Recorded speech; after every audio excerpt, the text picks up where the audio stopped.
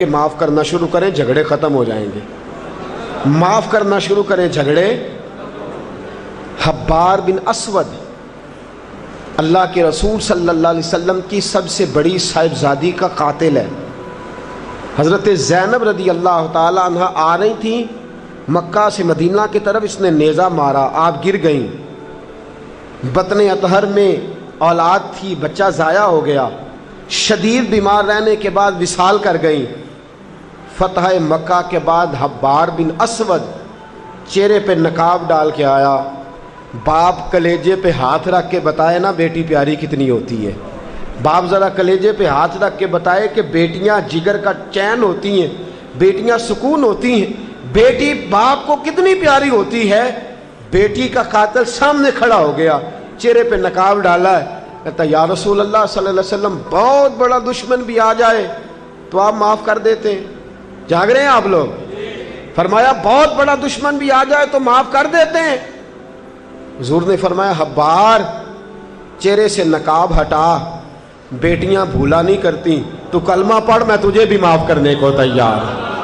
فرمایا ہٹا چہرے سے نقاب، کبھی بیٹیاں بھی کسی کو بھولی ہیں لیکن تو کلمہ پڑھ صحیح، میں تجھے بھی معاف کرنے کو تیار ہوں. اگر اتنا بڑا قاتل معاف ہو سکتا ہے تو چچا کیوں نہیں معاف ہو سکتا؟ تائے کو معافی کیوں نہیں مل سکتی؟ ماما جی کو معافی کیوں نہیں مل سکتی؟ سسر کے ساتھ سلوک کیوں نہیں ہو سکتا؟ آپ اپنے برادر نسبتی کے ساتھ محبت کیوں نہیں کر سکتے؟ کیوں ان ساری محبتوں کو فروغ دیا کیوں نہیں جا سکتا؟ اگر قاتل کے ساتھ، ظالم کے ساتھ صلح ہو سکتی ہے، اگر ابو جہل کا بیٹا اکرما کلمہ پڑھنے آئے اور میرے رسول منبر پہ کھڑے ہو کے استقبال فرمائیں اور صحابہ کہیں یا رسول اللہ وہ تو کافر اور دشمن کا بیٹا ہے، فرمایا پہلے دشمن کا بیٹا تھا، آج تو مومن بن کے کلمہ پڑھنے آیا. وہ پہلے کی بات ہے، استقبال کیا جا رہا ہے. عزیز دوستو، تیسری بات یہ ہے کہ معاف کریں، اور چوتھی بات یہ ہے جب کوئی معافی مانگنے آ جائے نا پھر اس کو معاف بھی کر دیں. جڑے گا معاملہ تب بھی، معافی دیں بھی اور معاف جی. بڑا مشکل معاملہ ہے، لڑائی ہو گئی، جھگڑا ہو گیا، اچھا پہلے کئی دفعہ سلام لے لیتے ہیں، ہمارا ماحول بڑا جی، پہلے سلام دعا ہو جاتی ہے، لیکن بیٹے کی شادی کا کارڈ بھیج دیا تو کارڈ واپس کر دیا. میں نے منگنی تو نہیں سدیا تو میں نہیں آؤں گا. واہ جی واہ، بھائی منگنی پہ آپ کا آنا کچھ ضروری تھوڑا تھا، جب گھر والے کا دل کرے بلائے. پھر وہ ساری برادری کو لے کے دروازے پہ گیا، پر پھوپھی کہتی ہے میں آتی ہی نہیں. ماما جی کہتے ہیں تو جو مرضی کر لے، یہی تو موقع آیا ہے. حدیث سناؤں؟ اتنے سخت لفظ، اتنے سخت، رحمت للعالمین رسول اتنے ناراض نظر آتے ہیں. حضور نے فرمایا ترغیب و ترہیب میں حافظ منذری رحمت اللہ علیہ حدیث لائے، رسول رحمت صلی اللہ علیہ وسلم نے فرمایا جس سے اس کا بھائی معافی مانگنے آیا اور اس نے معاف نہ کیا، جس سے اس کا عزیز، اس کا دوست، اس کا رشتہ دار، اس کا مومن بھائی معافی مانگنے آیا اور اس نے معاف نہ کیا، فرمایا اگر معاف نہیں نہ کرنا تو میرے حوض کوثر پہ نہ آئے، میں جام نہیں پلاؤں گا. حوض کوثر پہ بالکل نہ آئے، مجھ سے جام کا مطالبہ نہ کرے. سخت گرمی کے ماحول میں نہیں جام پلاتا. اگر مجھ سے جام لینا ہے میرے ہاتھوں سے تو جب بھی کوئی معافی مانگنے آئے فوراً معاف کر دیا کرو.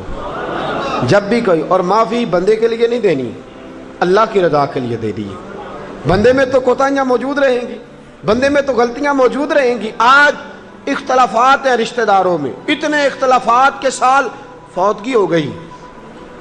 ایک شخص فوت ہو گیا جو کسی کا نانا ہے، کسی کا نانا لگتا ہے، کسی کا دادا لگتا ہے، کسی کا ماما لگتا ہے، کسی کا چچا لگتا ہے، کسی کا پھوپھا لگتا ہے، لیکن لڑائیاں ہی بڑی ہیں. بیچارہ فوت بھی ہو گیا، انتقال ہی کر گیا.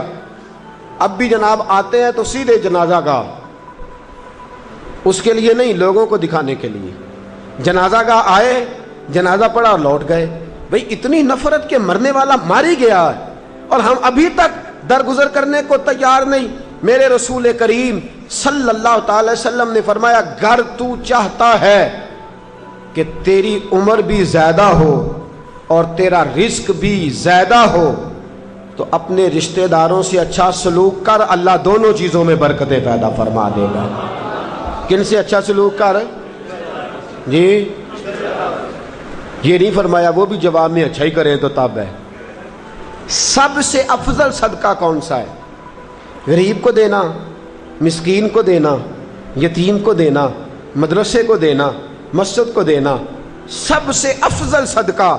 اچھا یہ حدیث آپ نے پتا کیا کرنا ہے جو میں سنانے لگا ہوں، یہ گھر جانا ہے، اس کو لکھ لینا ہے اور اس کو نہ پڑھنا ہے کبھی کبھی کھول کے کہ یہ کیا جملے ہیں حضور سید عالم کے، محبوب پاک کے. یہ کیسے عجیب حضور نے فکرے اور کس انداز میں سمجھا دیا، کتنی خیر انڈیل دی اپنے غلاموں کے دلوں میں.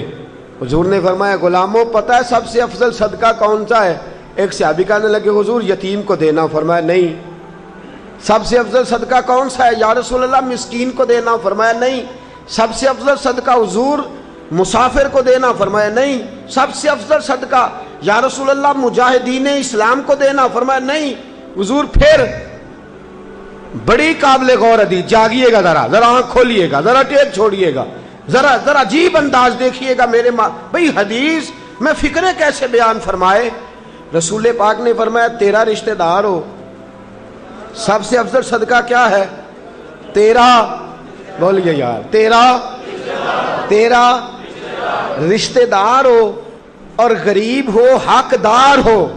اور اگلے لفظ بڑے عجیب ہیں، تیرا رشتہ دار ہو، غریب ہو اور تجھ سے ناراض ہو. کیسی بات ہے؟ فرمایا تیرا رشتہ دار ہو، غریب ہو اور تجھ سے ناراض ہو. فرمایا کسی بھی طریقے اس کے گھر صدقہ پہنچا دے، سب سے افضل صدقہ کرنے کا ثواب لکھا جائے گا. سب سے افضل صدقہ تیرا رشتہ دار بھی ہو، ضرورت مند بھی ہو اور تجھ سے، سبحان اللہ. ہمارا تو حال یہ ہے کہ اس کو کسی طرف سے آتا بھی ہو تو ہم روک دیتے، کہتے نہیں نہیں ایڈا تگڑا کام کرے ہاں تسی یہ نکال ہی دیندے ہو، یہ چار منڈے نے کما کے کھان ہاں صاحب اس کو کیا. بھائی فرمایا تیرا رشتہ دار ہو، حقدار ہو، ضرورت مند ہو. شرط یہ بھی لگا دی کہ ساتھ تجھ سے ناراض بھی رہتا ہو، اس کو تو صدقہ دے گا تو اللہ تجھے سب سے افضل صدقہ کرنے کا ثواب عطا. تو توڑنے والوں نہ بنو، جوڑنے والے بنو، جوڑ جاؤ. محبوب پاک سید عالم صلی اللہ تعالی علیہ وسلم نے فرمایا لا يدخل الجنت قاطع. فرمایا جو رشتے توڑنے والا ہے جنت میں نہیں جائے گا. جو رشتے توڑنے والا ہے وہ جنت میں نہیں جائے گا. الذین ینقضون عہد اللہ من بعد میثاقہ ویقطعون ما امر اللہ بہ ان یوصل ویفسدون فی الارض. فرمایا جو رشتے توڑے گا وہ تو زمین میں فساد برپا کر دے گا. وہ زمین میں اولئک هم الخاسرون، یہ وہ لوگ ہیں دنیا میں بھی نقصان اٹھائیں گے اور آخرت میں بھی نقصان اٹھائیں گے.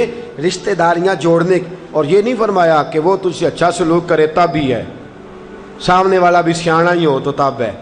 تو نے اس کے لیے اس نے سلوک نہیں کرنا، تو نے تو اپنے اللہ رسول کو راضی کرنے کے لیے اس نے سلوک کرنا ہے، اس کے لیے تھوڑی کرنا ہے. سل من قطع کا لفظ کیا ہے؟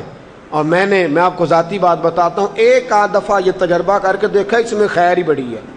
فرمایا سل من قطع کا، حضور نے فرمایا اس کے ساتھ جوڑ جو تیرے ساتھ توڑتا ہے، اس کے ساتھ جوڑ جو تیرے ساتھ توڑتا ہے نا، نفرت کرتا اس سے پیار کر، اور جو تجھے اذیت دیتا اس کی خدمت کر، اور جو تیرے ساتھ زیادتی کرتا ہے تو اس سے محبت کر.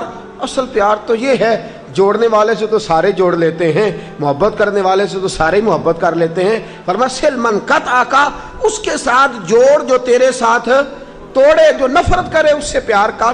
پھر تیرے ضعف کا پتہ چلے گا، پھر تیرے حوصلے کا پتہ چلے گا، پھر تیری دلیری سمجھ میں آئے گی.